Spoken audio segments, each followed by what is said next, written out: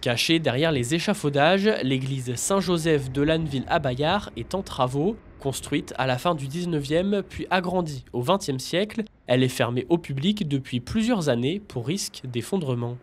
Cette église-là était très fortement dégradée, était devenue dangereuse. On avait un problème de charpente détruite, donc on était obligé de la sécuriser et l'interdire au public. Donc on a mené ce qu'on appelle une étude d'architecte, donc de façon à définir un architecte du patrimoine pour pouvoir gérer le projet.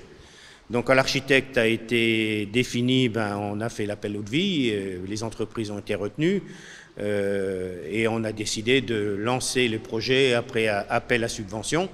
Donc on a démarré ce projet-là en avril cette année. Au total, 6 entreprises différentes interviennent pour rénover l'église. Depuis le mois d'avril, la charpente et le clocher ont déjà été remis à neuf.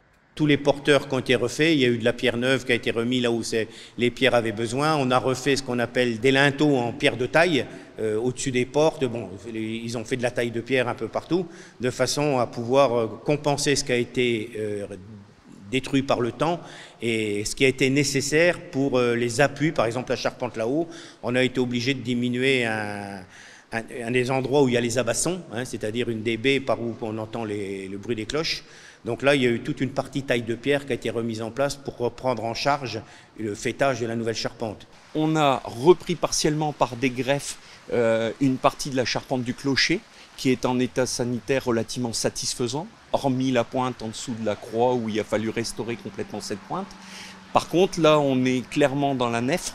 Et au sein de la nef, la charpente à l'époque était pas conventionnelle et il a fallu reprendre l'intégralité de la charpente pour lui redonner entre guillemets ses lettres d'antan. Pour les artisans, il reste encore la réfection de la toiture et l'intérieur de l'église. Ces importants travaux représentent pour la commune un coût de plus d'1 million d'euros qu'elle espère prendre en charge au maximum. On a quand même une finance saine, donc qui nous permet aussi d'envisager ce genre de travaux. Bon, c'est sûr qu'il y a des choses qu'on ne fait pas, donc on hérite de 3 églises qui ont eu des défauts de maintenance, et maintenant c'est clair que notre devoir à nous, c'est de retransmettre ces édifices à la génération future, quoi. La future génération a été mise à contribution par le maire. Il a demandé aux écoliers de la commune de réaliser 4 dessins pour remplacer d'anciens vitraux, jusqu'ici sans décoration. Nous avons décidé d'un thème qui était laïque et puis qui aussi pouvait se rapporter au village.